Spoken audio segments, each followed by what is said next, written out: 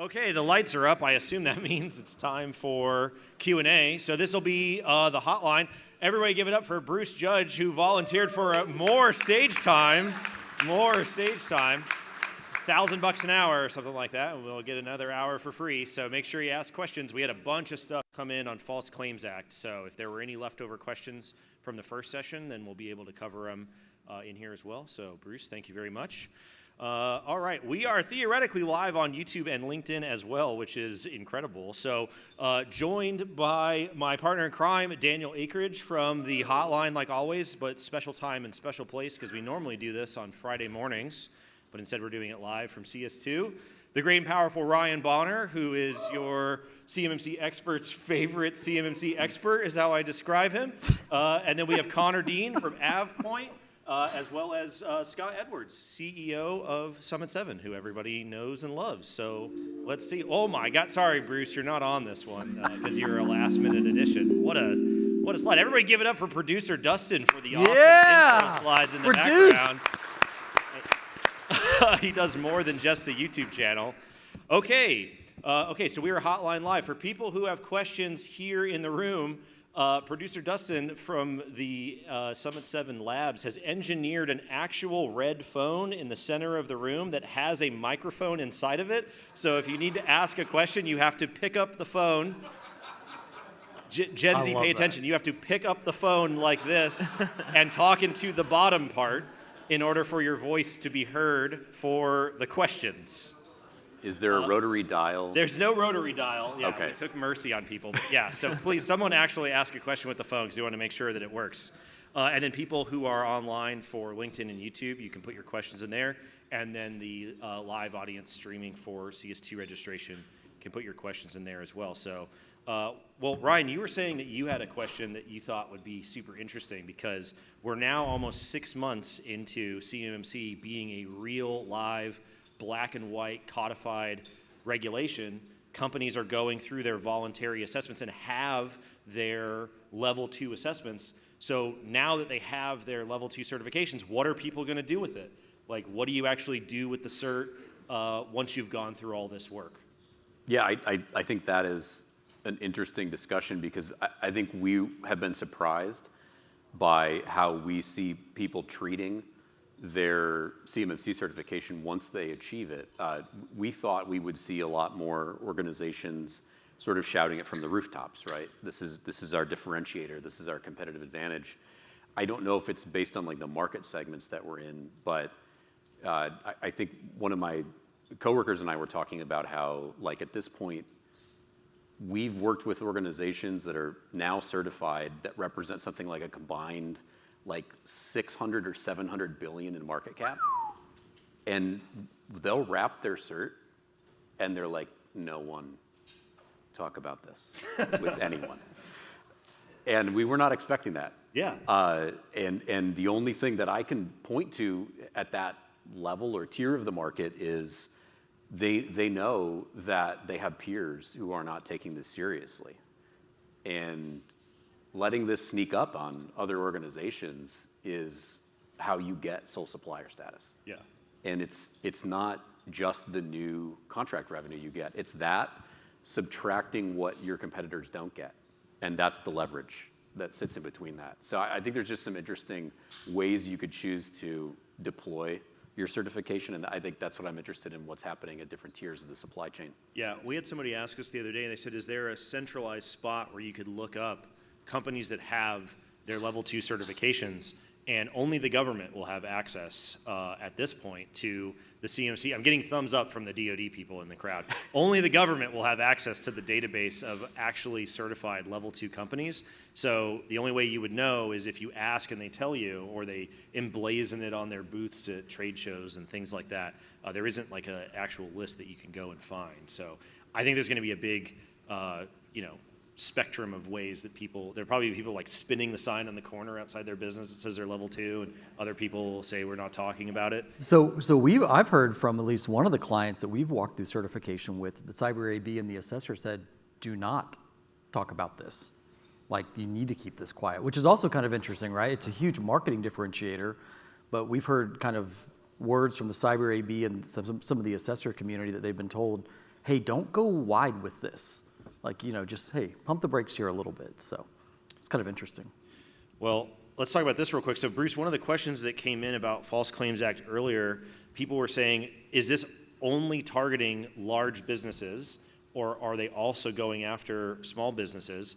My understanding about the False Claims Act is that the government will sometimes go after individuals under the False Claims Act. So just because you're small does not mean that you are somehow exempt from the long arm of the DOJ, right? Is that correct?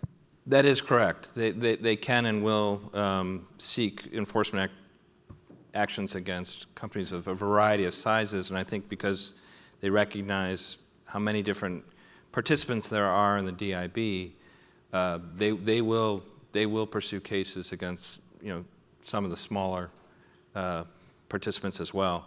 They do and they can go after individuals. I've had cases within the last 6 months that settled with individual participation.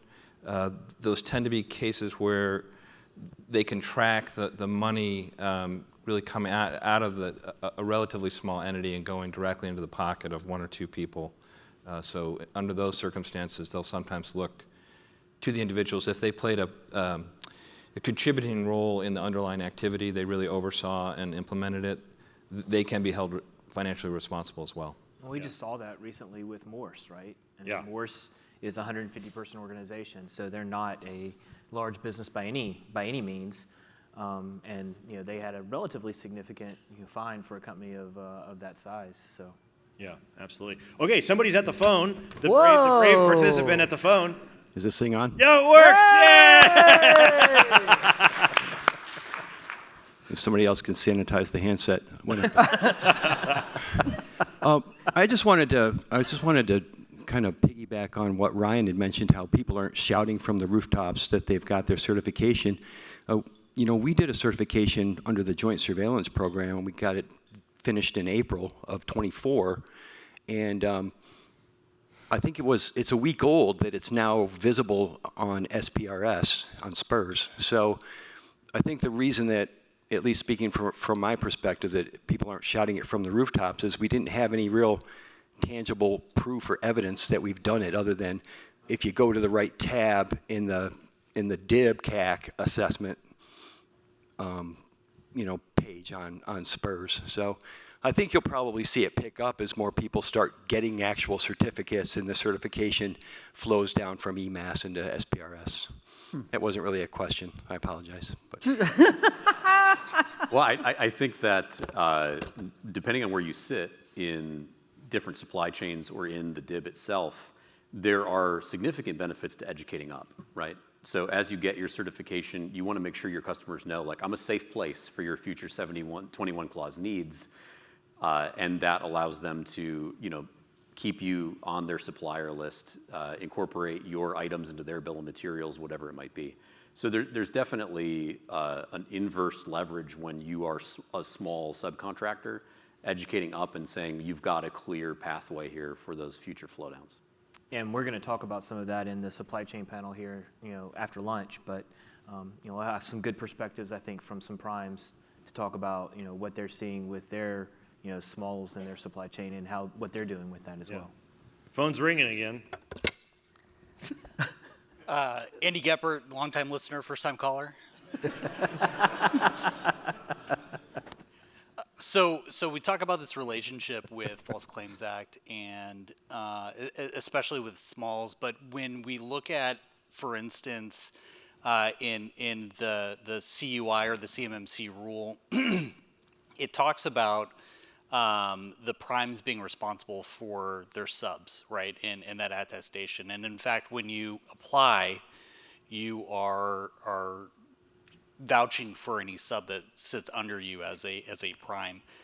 Do you guys see anything with False Claims Act when, say, a sub is less than forthcoming with their compliance, especially when it comes to self-attestations? Yes, and I think that the primes are very concerned about that. I think that's one of the reasons that they, in some ways, are even ahead of DoD in the simplicity and the directness of their compliance, which they'll often do on an annual basis.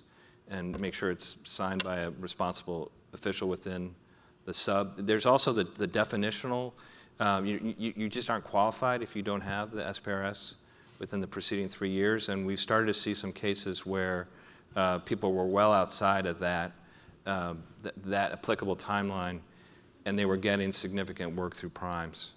Yeah. With indemnification, do you see that actually hitting the smalls under a prime contractor, or would the prime be wholly responsible for anything that they're subs? So does false claims still apply to the subs? It does apply to the subs. I think that gets back to causing another party to submit a false claim. So that's where I would anticipate the government would put its initial emphasis. But to be sure, on some of these projects, there may be room for liability for both parties. I would think it would be landing primarily on the group that's falsifying the records about their controls. But there could be situations, like any long-term business relationship, where there's a concern that both parties were cognizant that this really wasn't accurate and allowed it to go forward. All right, well, talking about some of the crazy goofiness that companies may or may not commit, under the eye of the False Claims Act. Connor, you guys interact with backups and backup solutions and backup misconceptions quite a bit, and that's a pretty common area where people overlook, underinvest, kick it down the road. So what are some of the, what might be or might not be some of the craziest, kookiest things that you've seen people in terms of approaching some of these backups? Because they do have obligations under DFARS to back up their data for incident response and incident investigation, but we've heard some pretty crazy stories about people thinking about backups. What have you guys seen with that? Yeah, I think for the AvePoint team, it ranges, right? Because it ranges depending on the customers that we talk to. The first conversation we normally have is, where are you, right? The amount of people that we talk to that said, like Microsoft 365 commercial is FedRAMP, right? That'll be a conversation opener, and we're going to spend a lot of time talking like that. But then when we get into the day-to-day, for a lot of the DIB customers or just enterprise customers in general, we normally talk about what is it that you get out of the box with Microsoft. We had and I feel like, in recurring theme for this hotline, we're going to talk about a small construction company again, but we had a customer that at one point recently had a ransomware attack happen. And so part of the conversation with them is saying, listen, you were hit with not only this data has been encrypted, it was replicated and deleted, right? That's the behavior here that I think a lot of people have misconceptions on, what kind of attacks am I facing, what kind of threats are out there outside of the usual, I deleted a file, I changed a permission, right? We're also seeing just data purging from customers' environments. So having some kind of a rollback just to keep the lights on and having that in place, that's really where we spend a lot of our conversation and talking about the limits of Microsoft versioning, or when we talk about what is it, that the SharePoint content database does. So we can really nerd out in those like windows and times. But at the end of the day, the cloud providers, they're here to say, we're going to keep Exchange running. You are responsible for your data and your overall data estate. So that's a lot of where our conversation's focused today. Gotcha. All right, Ryan, here's a fun one for you. DoD, cover your ears, everybody. This is everybody's favorite topic. I have an email from the government that says, have a great weekend, and is marked CUI. This is serious. What do I do? This is serious. First of all, have a great weekend is OPSEC. I think you're seeing a lot of communications coming from particularly acquisition commands in the DoD with preliminary markings. Like literally a CUI marking will be in their email signature block. Yep. Yeah. And that is because so many of the things they are going to reach out to you and ask you about when received back from you will be CUI for that individual. So quoting, pricing, bid information, things like that. These are all part of like a lot of times sealed bid processes or source selection or procurement activities that need to be restricted from like FOIA requests and other things like that. They can't be published. They can't give your quote to your competitor and say, can you beat this? They're not allowed to do that. There are rules. And so for them, it's one of these situations where the agencies are getting CUI when it hits their mailbox, even though that information is proprietary for you. And so just to get ahead of all of that, you see a lot of like pre-marked documents or just blanket marked emails and things like that. I'll be really interested to see in what happens with the advent of the FAR CUI clause when you're told, hey, on this program, you're going to be getting these types of CUI. Like, what do I do when I start to get email messages that are all incorrectly marked or suspected to not be CUI? And I think the only solution that I can wrangle in my head right now is to have a pre-agreement with these key stakeholders on when I get something that fails to match this condition, we will treat it as not CUI, rather than needing to blast someone with a notification every 8 hours and wait for a response.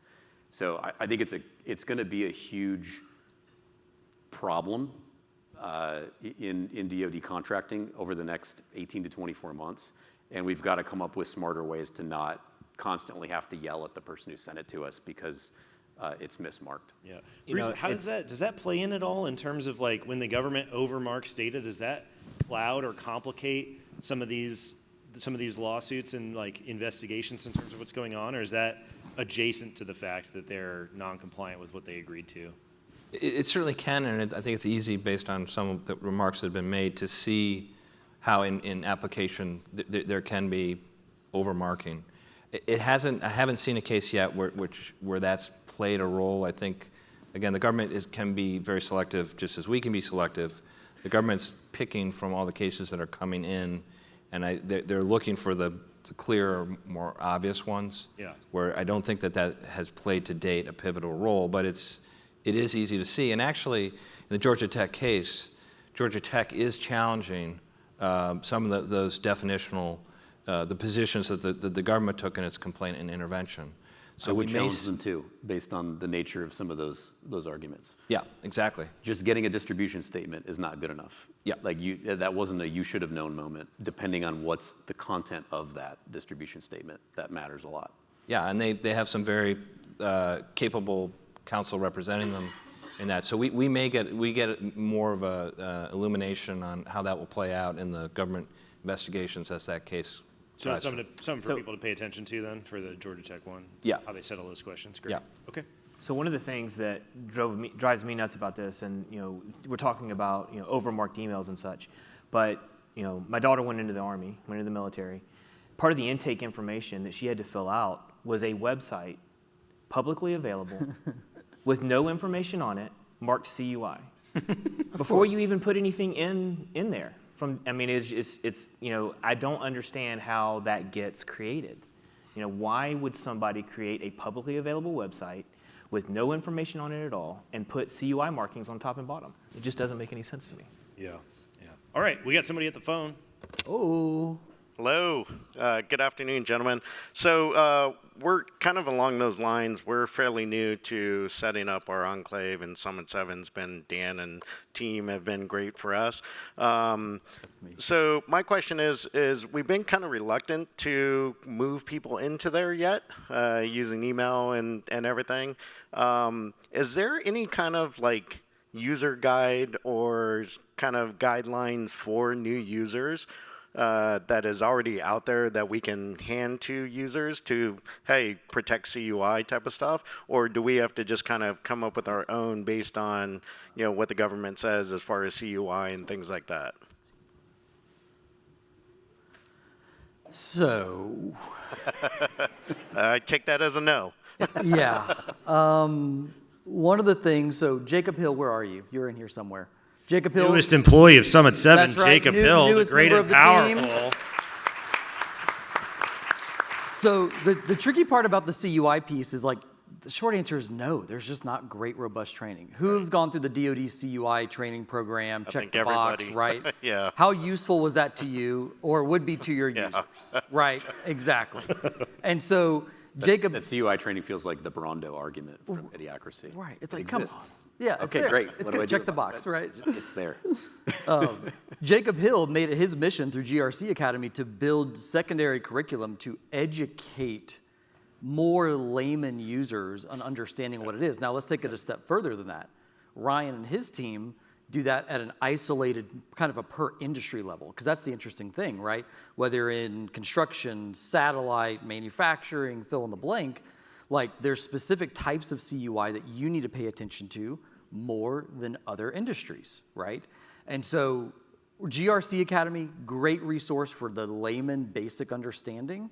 Ryan and his team at DefCert being able to deep dive industry specific and say, hey, you guys work with this type of engineering drawing, this schematic or this piece of it is considered controlled and classified. We're gonna pull out the rest of it. That could be COTS or proprietary information depending on what you're doing.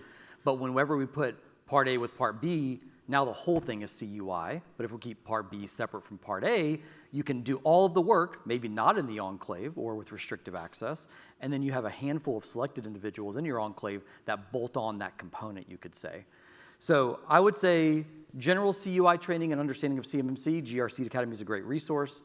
For more industry-specific contract deliverables that you're working with, you're creating, you're receiving, like Ryan and his team is really good at deep diving into that. I wish there was a magic wand because, So God do I. bless, I know there's DoD representation here.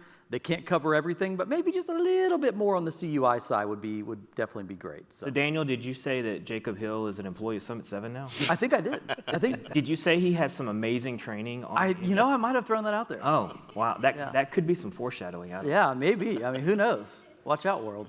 I think there's some good things that like almost anybody can apply towards the adoption of an enclave, for example.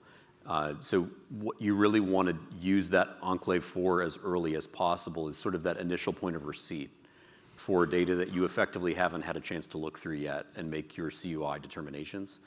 So, getting like, for example, either the biz dev or sales teams who are going to directly interface with these defense customers in that environment as a first effort can usually pay off really well because they're the first point of contact for a lot of this, right? You'll get CUI on things you don't even win as an award. So it's highly concentrated. On the back end, it all ends up collecting in data backups. So you have like this bookended approach where you need to solve for both of those. If data backups were correctly hooked into your enclave to begin, and you got all of your initial CUI or just ancillary documents on a solicitation or opportunity early in that environment, you're going to have a lot better chance of then having focused teams of people like program managers, initial engineers doing make-buy decisions, all of that stuff happening in that environment, sort of consequence-free. And you don't have to go through a bunch of follow-on processes until it's award imminent. So that's a great use case, I think, that you see for those enclaves, regardless of industry. All right, Ryan. Thanks. Ryan, we got one from the YouTubes because we are live streaming this on LinkedIn It is and working. YouTube. It is working. This is from username Machine. So take that for what it is. If you get a print mark CUI and your engineering team has to remake the print in CAD, does the newly created print carry over the CUI requirements? Yes. Fantastic. So generally, when you're dealing with something that is technically detailed as a drawing becoming a model, right? We're not talking about ancillary data, just the name of a spec or something like that. It's very real technical data. And so in those situations, we want to find a way to mark what we can. And when we can't mark, let's say like a CAD model, for example, is not easily marked the way that a flat file drawing would be. You really want to drill down into how can I associate that with the CUI categories that otherwise I would have added a marking. That could be metadata. Yep. That could be what we call container marking. I'm gonna mark the folder or zip file that drawing is in, and I'm gonna have a README sitting right next to it. Yep. Or I'm gonna enroll that in my PLM, and it's gonna have attributes and tags associated with it so that all of its rules of engagement are followed. So there's a lot of ways to get that done. Just don't always try to rely on human visual markings if that's not the best way to manage the data flow and who gets access. You gave some great advice earlier on, like this was a couple CS2s ago, where it's like Purview, right? Microsoft product, you can label and mark things, fantastic. Doesn't work for every file type, right? You gave the example, you almost want like a CUI program manager, let's say, or project manager, building template files of all the core file types. And that way you just point your users, hey, when you get this, use this template. It's got marking and metadata maybe already captured, and then do your work inside of that. And there are third-party products out there as well that will mark, CAD and those kinds of solutions, right? But not everybody has access to them. So Yeah. All right, somebody at the phone. Whoa, I know this guy. stranger danger. Hey, we have our assessment scheduled at the end of September, and still dotting the I's and crossing the T's. I've heard that it's a common approach for people to use external entities in their assessment. So, like, say for example, if you're using an MSP who can speak to the environment, for us, we don't outsource anything. We did go through a gap assessment recently, but curious if it's a kind of a common approach by now where, maybe the company that you did the gap assessment with have somebody on staff, sit with you during the assessment in case there's, any sticking points that maybe need to be addressed or anything along those lines. Yeah. So just looking for any advice or thoughts with any of that. So we've seen a couple different ways that it's been executed for the customers that we've gone through assessments with. We've had some assessments where we talk basically as part of the entire assessment. We're involved in pretty much every question and answer period, just about. And then we've had other assessments where the customers are perfectly capable and comfortable answering most of their own questions. So it really has been a varied situation. With all the assessments that we've actually gone through. So, if you have an ESP, an MSP, MSSP, it's highly likely that they're going to be involved at some level in the assessment process. We've seen that through all of our assessments. So, Well, and how many people would go to court without a lawyer, right? It's like if this is your first rodeo. Not recommended, right, Bruce? Right. Right. You probably want some sort of supporting party with you, whether they're technical or not, whether they're MSP or not. Hiring advisory services to help guide you through that process, highly recommended for your first go through. yeah. Until you get kind of your feet under you. I'm so excited about this question. Spicy meatball alert, everybody. Straight for you, Bruce. So somebody online asked, has there ever been a government employee, a contract officer representative, or a program manager, has anybody like that filed false claims complaints against people in industry? Does that ever happen? So that does not happen. The way the statute was written, government employees are expected to address fraud, waste, and abuse as part of their official duties. For good reason, those cases get strained out or filtered out of the whole process.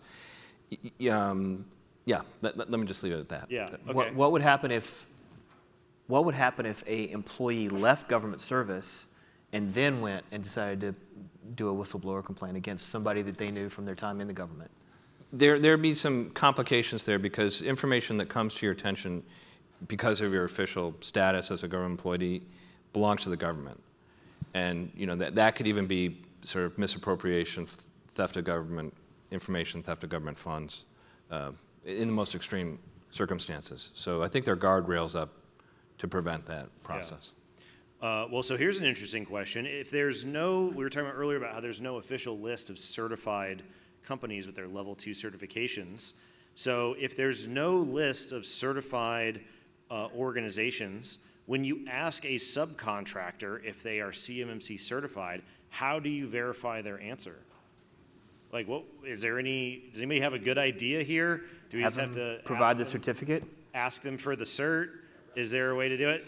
The DoD people are pointing at you, Scott, saying that's the correct answer. So if you have subcontractors and you don't want to get a phone call from Bruce, then you need to ask them to provide a real life certificate because there isn't a database that you have access to. So that's kind of interesting. That's kind of an interesting answer. The reason I think that was probably the right answer, and I'm glad to get that feedback, is that the AB and the DoD together, they were pretty. They came out pretty consistently as they were waiting to get the certificate designed, not to announce, before you had your actual certificate in hand. So that seems like it would be the official mechanism, if you will, to identify that you've been through a successful certification process with a signed C3PAO certificate. So. Yeah. All right. Well, here's one, Daniel, that has caused you a lot of consternation lately, and maybe a bit of a preview for tomorrow. In case anyone in the audience happens to want to provide an answer for us.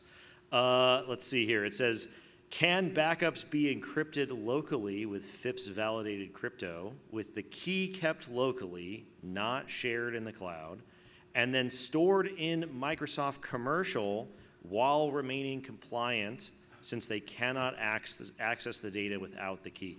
Does FIPS encrypted data in the cloud still have to comply with contractual requirements? Several moons ago, there was a Cyber AB town hall where a representative from the DoD said, yes, that data is still considered CUI and should be protected as such. The long-standing industry standard, especially when we're talking about export control data, is like if you have the keys and it's a US person, for example, under export control, and the data is encrypted to standard, you're okay. Okay? So tomorrow, one of my hot questions for our DoD representative, who happened to, I think, have been the one that made the comment on the town hall, is, number one, does it have to be a FedRAMP cloud if it's encrypted? Number two, how is it still CUI? Because nobody can read it without the key. And number three, what controls do you have to apply to it? Is it CUI assets? Is it a SPA kind of now? Like, what are we actually applying from a control standpoint? And I think we have somebody at the phone. Fun fact about phones, they work both ways. DoD's on the phone right now. James Gillooly from the CMMC PMO, the guy who gave us the answer himself. So you are spot on, and we will talk more in depth on this tomorrow. Okay.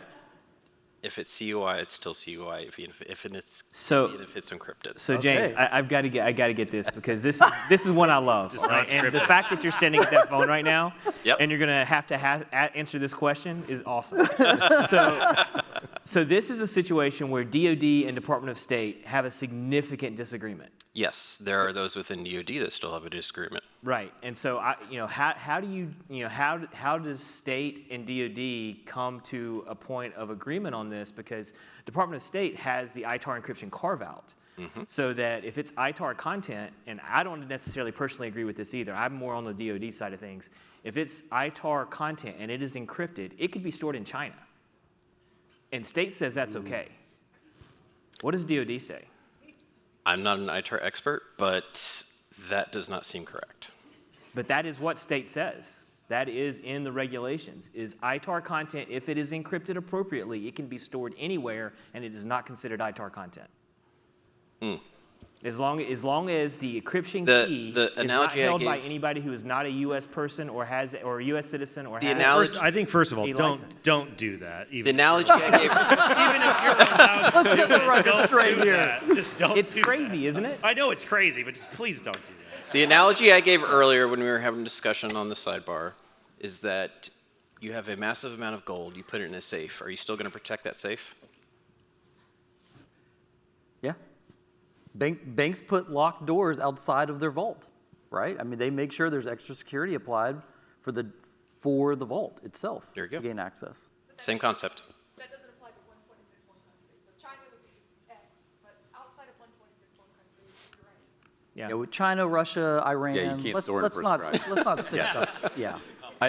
I think this is sort of like a wedge point that we're experiencing as industry, because we read things like in the DoD procurement FAQ that say encrypted email, for example, is self-protecting. You don't have to encrypt it a second time. Right.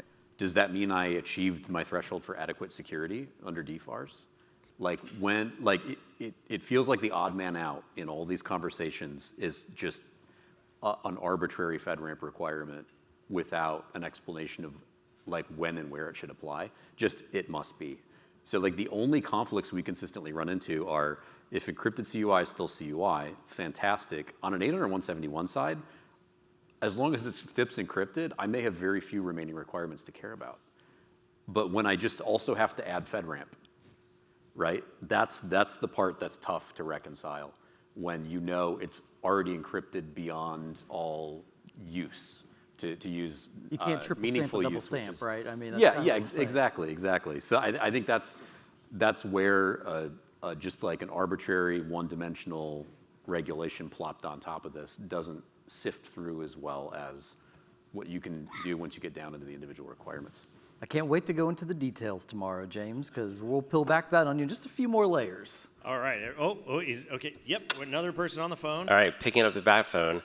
So if the example you gave is the case, how is it acceptable that you take CUI and transmit it over the internet using just HTTPS with FIPS validated encryption because it's subject to collection and it is getting collected. So how is that okay if it's not double wrap encrypted at that point? James? Yes, please. Hey, let's get this guy a chair up here. Yeah. And before James answers, this has been a struggle for us too, because we read some of the justifications in the CMMC rule that says like the internet is not part of your scope because it's just common carrier transport. We'll talk to MSPs who are like, I'm going to go buy an entire managed network from AT&T because it's internet. So there's look like at Bruce's face. He's like, you're gonna what?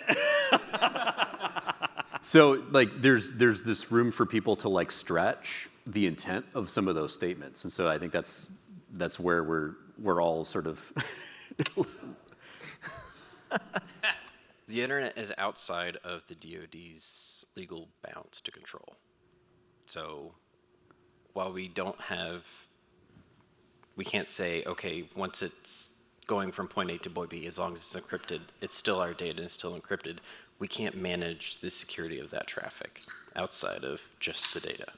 So to your point, as long as it's encrypted, as long as it's going from point A to point B, follow the controls. Okay, all right. Yeah, well, so we're going to have an entire fireside starting the session off, the first session tomorrow morning. So pack your questions after you think about those in the evening, your tomatoes, your heads of lettuce to throw, and the AV. They'll be here to answer the questions. Yes, ma'am. All right, this may be a dumb question, but just to refresh. So previous example, we talked about, the DoD customer friend sends you overmarked CUI, but I think for us, it's more undermarked CUI, where there's no marking of CUI on it, but it may contain like a distro statement. So just to refresh me, if it has no marking of CUI, are we supposed to follow along and treat it as CUI, although not marked? And then if you could just refresh on the correlation between the distro statement and the CUI marking, because I'm not sure that's clear to me. Sure. I'll try and burn through this as quickly as possible. So the goal in any of these situations where you're not sure is to get to a CUI category. You cannot settle for it's just CUI. There's like 400 CUI authorities. Help me out here. Which one are we talking about? Because each one of those could have their own specified rules that I need to abide by. Like I deserve to know. And so from that perspective, when we get, let's say, a DoD distribution statement, DoD I-523024 used to give you references in the back that told you what laws and regs were tied to each defense category. A lot of those are CUI authorities. A lot of them. So knowing the defense category could allow you to make some really good inference on whether something should have been marked as CUI, but maybe it's been in circulation too long and it just hasn't been remarked. This is all coming to a head because the FAR CUI rule is going to require you to take something that is suspected to be CUI and get clarification. Mm-hmm. So we have to get our suggestion muscles strong to say, I'm pretty sure this is CTI. We good? And just suggest what it should be to the customer. They'll probably say, that passes the smell test, we're good. And then I can go about my business. And so we need to get ready to clarify things as quickly as possible, maybe even under pre-agreement. When I get legacy marked docs with a distro, with this defense category, and an export control warning statement, this plus this plus this equals this, and just clear that out so that we don't have to do these 8-hour notifications constantly back to our customer. You don't want to be the squeaky wheel in this situation. So distros A through F, A is public, Yep. not CUI. B through F, CTI.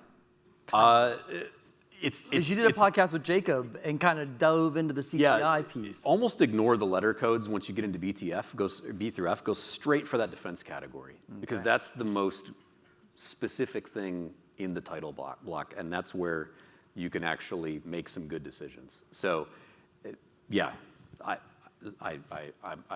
they're calling me. They're playing the music. Stick around. Well, Ryan, your session this afternoon is going to talk about methods of minimizing CUI, probably looking specifically at those defense categories. So if you guys are interested in methods for doing that, eliminating or minimizing it, then check out Ryan's breakout session after lunch. Yes, sir. Jacob Hill is on the phone. There he everybody. is. Calling the call is coming from inside Summit 7. Hello, hello, it's Jacob Hill with Summit 7. Jacob H., is that you? Yeah. Jacob Horn, bearded man. Jacob Hill, unbearded man. There you go. Keep it straight. All right. So this is some scripture and verse from the CMMC program rule. A common carrier's information system is not within the contractor CMMC assessment scope if CUI is properly encrypted during transport across the common carrier's information system.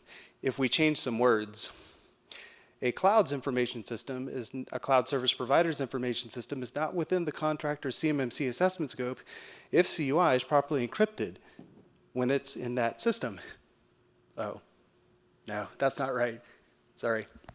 Yeah, I mean, I've been told that there are sizable white papers inside the Pentagon that have been written on this subject that may or may not be getting discussed tomorrow morning at the initial session. So if anybody has notes on how on earth do you say that it is still in scope in the cloud but not in scope when it's in the the internet pipes, then we'll definitely talk about that at the first session in the morning tomorrow.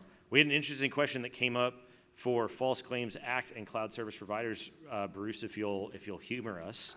They said that in one of the recent False Claims Act settlements, it mentioned that the defendant was using a cloud service provider without a FedRAMP authorization and no FedRAMP moderate equivalency. Are the cloud service providers held accountable? And then the second part of the question was, if the cloud service provider is in the process of obtaining those certifications, what can the organization do to inform their assessor? So are the clouds liable for the antics of people using their cloud environments? Yeah. To date, no. They have not been pursuing liability against the cloud service providers. There could, I suppose, you could see some factual scenarios where there was active misleading. But I haven't seen that in the cases that have come out from under the seal to date. Something tells me that the cloud service provider legal teams are probably pretty significant, and that's probably not going to work out. Yeah. It's not going to work out well compared to the going after the contractor directly. So Bruce, you mentioned under seal. How many cases do you believe are out there right now from a cyber standpoint, CMMC, CUI focused, that are under seal that are waiting to be unsealed? Into the hundreds is my guess, and I think that's going to go up dramatically over the next 12 to 24 months. The two-edged sword here is how provable this stuff is. How provable? How provable it is. Sure. Like you have these assessment objectives. You are required to score yourself using that methodology. It is an open book test. Yeah. Yeah. And It's black so, and white. I mean, it's yeah, the only thing stopping, I think, more of these from surfacing is, to be honest, FCA attorneys' ability to understand 800-171. right. If they understood that better, it would be a kill box. Yeah. There are days it feels that way, and I think some of the slides we saw earlier kind of underscore that. If you put them against for how many years this has been a requirement, whether people were willing to recognize it or not. Yeah. Ryan, do you have an expert witness billable rate you want to pass on? Hey, guys, I'm really trying to move the needle in the other direction. you guys want to watch Scott get real nervous? Bruce, I have a question. So you talked about liability for cloud service providers. Where does the liability come into play with managed service providers? Because we see a lot of people in the ecosystem making some real big promises about the fact that we do 100% of the obligation, just pay us the money, and then we'll take all of this off of your hands. We'll do every single thing that you're obligated to do. Have you seen that start to play out where people go, these people told us that they had it all under control, we don't know what to do? Yes, that's coming. And one of the ways I think it's going to come is with the ITAR export control. Because this is a huge, huge area. Did you hear the crowd? Sorry. Did I say the wrong thing? No. I think everybody's like sort of sighing in agreement. Yeah, no, as complicated as everything we've been talking about so far is, I mean, you add that on top of it, and, given the level of access that a number of these MSPs exercise, and questions about who's actually, who's performing those services and where are they, at any given time, the day, is once people start to look at it as far as potential ITAR export control violations, that piece is scary. Yeah. Because FCA is civil claims, right? I mean, you're talking about fines. Yep.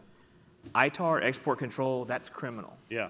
You go put on an orange jumpsuit for that stuff, right? And so, I don't want to go put on an orange jumpsuit, for export control. So, that's not something that we want to, we're not messing around with it. We make sure that we do everything we can to protect that data appropriately. Yes, sir. One follow-up that I meant to mention earlier, that has come into play on some of these questions is, indulge me, just underscoring the dangers of changing records retroactively. And this is something that DOJ will respond to with the full measure of their enforcement.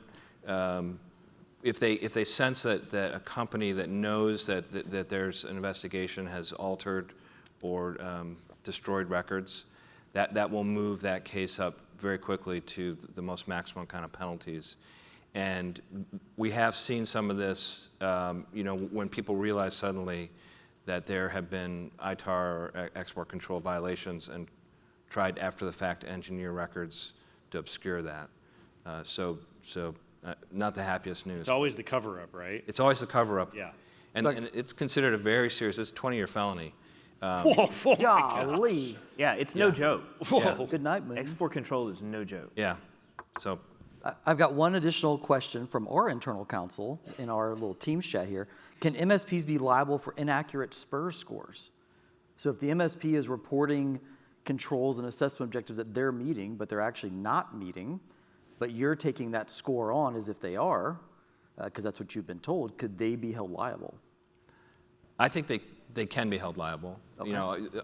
The right fact pattern. And I've noticed from some of the people I'm working with at DOJ, all this effort that's gone in, all these years and years of rulemaking and commenting and finally coming up with this structure, a recognition that if some of the participants, that are looked to provide integrity to the process are actually making it worse, there will be a price to pay for that. I think that could encapsulate some of these other actors. Yeah, absolutely. All right, Andy's back on the phone. Oh, boy. I'm back. All right. Well, to follow up, going to jail for 20 years, that's going to be So we were talking previously about the absence of CUI marking within documentation. How do you see that changing with the CUI FAR clause and then CMMC implementation? Because those are going to be two huge things that are going to have giant cost implications, especially when it comes to contracts with the DIB. I asked a good question. All right, cool. So a few things. Number one, I'm just going to broad stroke some stuff. The DIB's going to consolidate rapidly. It's already been in a domino effect consolidation. Number two, prices are going to go up. And number three, the amount of companies that will handle CUI, in my opinion, I think will actually start going down, from the sense of the prime is going to become way more educated. And the reason I know this is we talk to a lot of primes, that they're receiving CUI, and then that CUI that they're working with, they're aggressively working with companies like Ryan's to de-scope, not necessarily full decontrol, but de-scope components that are not CUI to pass them further down the supply chain. We see this a lot with like construction companies in Guam right now. Well, number one, there's not really a lot of U.S. persons there. A lot of like Filipino immigrants are working on these contracts. So if there's export control, there's concerns there. And the CUI piece, you're talking about, 5, 10 person, construction companies. The're not going to do this thing. Like they just don't have the ability, the means, the desire to build that cyber standard into their business. Ryan and I were joking about making a physical CMMC CUI trailer for construction job sites the other day. But it's one of those things where I think the DoD is going to be charged more money. Primes are going to get smarter about flowing down CUI and not necessarily full decontrol, but de-scoping CUI from their supply chain. And I think the DoD's requirement with the FAR CUI clause to better mark and indicate what is going to be CUI is going to lead to a lot more clarity. One of my favorite quotes ever is clarity is kindness. If you can provide clarity, then that is a kind effort that either party is making, whether that's the DoD to the prime to the subs, and we're gonna embrace in the next few years in a good way this clarity element that has just been gone for such a long time. I mean, things marked with distro statements, things marked with CUI about going to the golf course, things, I mean, you name it, right? We've seen it all. Those things, knock on wood, are gonna start hopefully moving away from those into actual defining of what CUI and scoping appropriately. I mean, That's to just my opinion. what you just said about the things that are going to happen, I think this year we see our first $1 trillion defense budget. Yeah. I think that's going to happen this year.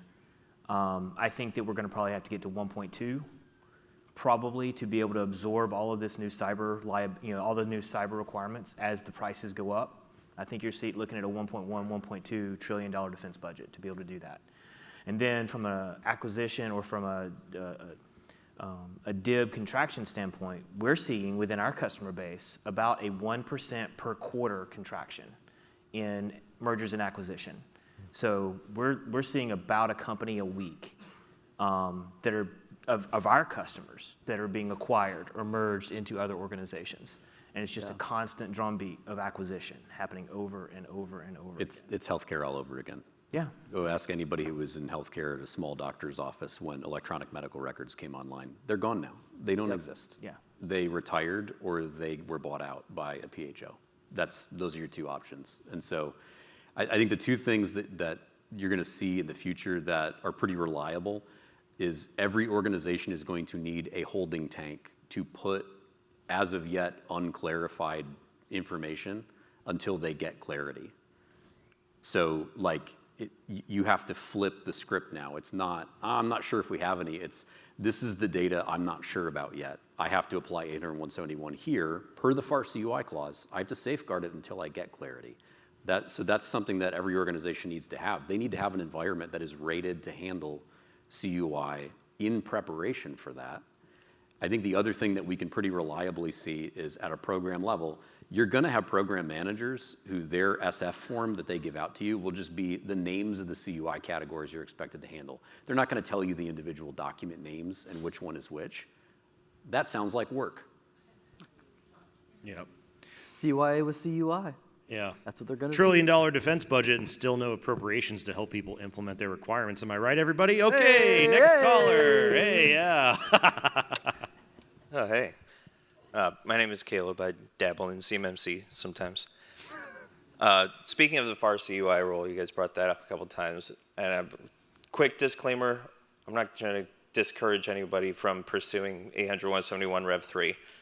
However, in your guys' opinion, with Rev 3 coming, FAR CUI rule, Canadian regulations, all the things, and we're hearing like maybe a year out, we're going to start seeing Rev 3. With Rev 2 taking such a long time and CMMC Level 2 and all of that taking such a long time to implement, how do we convince or instill confidence in the industry that Rev 3 is going to actually be able to be enforced in that amount of time? And then also with the lack of precedent and things like we saw with Rev 2, that's been assessed over years and people have been consulting over years. How is anybody supposed to have confidence that the assessors or consultants or industry organizations understand what they're doing with Rev 3? So we already see, I believe DoD has already said publicly, and maybe that can be confirmed or not, I don't know, that they are already working on the rule for R3, right? I mean, they're working on the updated rule today, internal to DoD, for R3 to be pushed out. So, I mean, if they're already saying that internally, it's not going to be that far down the road. That's why the ODPs were published, was specifically because the rule, they're in that stage of rulemaking. So if you look backwards in time at the rulemaking timeline for CMMC and 2.0, and then you say, well, all the future rulemaking is going to take as long, and then you're wrong, then you get upside down pretty quickly. But we can have DoD talk about that tomorrow morning and say, are you guys going to, it's a good question, are you guys going to address the fact that it took a super long time the first two times around, and now you're expecting it to not take as long this time around? See, here's why I don't think it's going to take as long. How many people enjoy Rev2 being non-prescriptive on the variables and parameters that you have to put in place? How long is my session timeout? Is it 5 minutes, 50 minutes, 5 days, right? Who gets to tell me if this is good or bad? I think it's going to go faster because the DoD is like, you know what, listen, we've taken that burden off of you. Whether you agree or disagree, now you don't have a choice. We're using FIPS validated cryptography. Your session timeout is this. Your unique identifiers, 10 years, right? It's like, I think it's actually going to be a faster adoption because it's prescriptive versus the interpretation of, oh, but the STIG says this, FedRAMP uses this standard for this, you know, like instead of all these tie-ins back together. So I think it'll go a lot faster just because of the ODP placement, quite honestly. I think another thing that'll drive that is just our awareness of how this process works now. Yeah. Yeah. We've been through it at least once. Yeah. The 2.0 rule is like a net new rule. So doing a revision won't take nearly as long. I had a question for Bruce real quick before we get to the next caller. Bruce, I don't know if you've seen it in the 32 CFR CMMC program rule, but there's a line in there where people were asking about the record retention requirement. And in the CMMC policy, it says that people need to retain the hashed values of their assessment evidence for 6 years, specifically because DOJ asked for the 6-year period of evidence retention. Should we be reading into that at all as DOJ is interested in what happens in CMMC assessments? Is this just standard boilerplate that they would have inserted in any kind of rule like this? Because it jumped out to me when I read the rule. Do you have a take on that? Yeah, I don't think it's coincidental. I think it reflects DOJ's full-time and long-term commitment to enforcement in this area. The recognition that as the volume comes up, the timelines in some of these cases is going to expand. And some lessons learned from healthcare where some of those same considerations came into play, and it was very important that companies were told to participate, say, in the CMS program. You need to keep your records for no less than 6 years. And that was very important in certain investigations that took DOJ a bit longer than they anticipated to move into full investigation, to have access to records. And when they had individual players that had not kept their records and had pursued a different document retention policy, that is sometimes seen within DOJ as a sign that this wasn't an honest mistake, this was an intentional cover-up. Yeah. If you need 6 years worth of backups, we got somebody you can talk to afterwards. All right, so this will be last question. So here we go. Hope you like enjoying the last question. Well, hello everyone. My name is Roberto with IntelliGRC. My question is more for like the guys from Summit 7. As an MSP who is working with your clients, getting them ready for CMMC, or as an MSP who is themselves getting ready for CMMC certification, where do you draw the line between your environments and your client environments? How is the separation of CUI between your clients and yourself? And how do you treat that, and how do you put that together with your SRM as part of the whole package that you offer for them? Because some clients are just concerned that, you know, you have a lot of access to my environment. You know, where is the line drawn? Yeah. Man, that's a good question. Yeah, I mean, it's Just firing off. You want to go first? Yeah, I mean, it's the SRM. I mean, that's the document that defines those lines, right? You got to make sure that you have an SRM that's really, really clear that says this is what we're doing, this is what we expect you to do. And you know, we have multiple services that we offer, and some customers customize some of those things, and we end up having to do some custom modifications to SRMs because of that. But each individual service has its own, you know, line that we've drawn between us and the customer. You know, for those of you that are customers, we have Guardian for Azure, we've got Guardian for M365, we've got Vigilance, we have another thing that we'll be talking about very shortly. And so all of them have their own lines drawn between us and the customer, with the expectation of we're doing X and you're doing Y, and this is where the shared responsibility is. So to add on to that, go one layer deeper on the technical side, a lot of it is asset scoping too, right? From a Summit 7 perspective, in our CMMC certified boundary, is the RMM tool a CUI asset or not? If so, what controls is it applying? What CUI is it transmitting? Okay, with my RMM tool, I can connect to a workstation. I can do file transfers. If that's not disabled, right? You know, if it's disabled, maybe I can rule it out as a CUI asset. Ryan and I did a session on this at the last CS2. So getting down to the specific assets, is the ticketing system, is the RMM tool, the backup service, what services are they providing? Do they have the ability to process, store, transmit CUI on that side of the fence? And then do they align with the shared responsibility matrix? And better yet, not that it's a requirement, but is that MSP or MSSP certified to have proven themselves that those assets actually are protected appropriately? So you have to go through some asset scoping, you have to have a shared or a customer responsibility matrix, and you actually have to have an MSP that understands. This is where I've worked at MSPs most of my career. It is so difficult for an MSP that doesn't focus on the DIB to do this work. And the reason is that HIPAA's different, PCI compliance is different, ISO, I mean, there's some overlays here, but the tech stack at an MSP is primarily cloud tools now, Kaseya has consolidated the environment, ConnectWise has consolidated the MSP tech stack as well, and those tools just aren't natively compliant with a fairly long-term runway to get FedRAMP. And so, again, doing asset scoping, asking them the tools, mapping it up to the customer responsibility matrix, doing that kind of tie-in together is really, really important. Internal or MSP, by the way. Alrighty, everybody, that was an hour, so that was the hotline. We were able to successfully do a 6-person panel and call it the hotline. We've never tried that before, so thanks for staying for the hotline. Thank you for your service. Everybody here is still going to be here through lunch. We're going to break for lunch for an hour.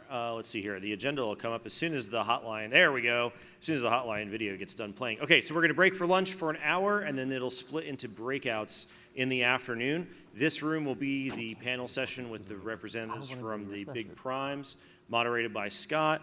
And then in the technical breakouts, we'll have Scott Goodwin, and Ryan Bonner, and you can float between the two of them. People who are watching virtually will have access to those on the back end. And then, Scott, I think you had an announcement before we went off to lunch real quick. Yeah. So, quick announcement. We're actually launching a new service today. We're really excited about it. We've been working on it for almost a year and getting it right. The new service is called Commander. So you guys know that we have our managed IT services. That is called Guardian. We have our managed security services, or managed SOC, that is called Vigilance. And now we have managed GRC advisory that we are calling Commander. And today is the launch day for it. We've had a number of customers go through beta with that. And we're very excited about it. Tomorrow we have a session. Jason Sprosser, who is the product manager for that solution set, will be speaking on that solution set.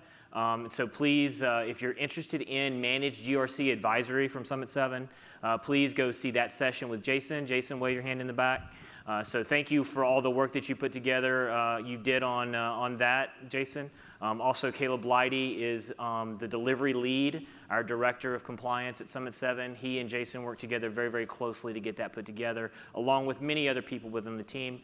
So I believe we have a video to run on that as well, and so I will leave you going to lunch with that video if we want to run that.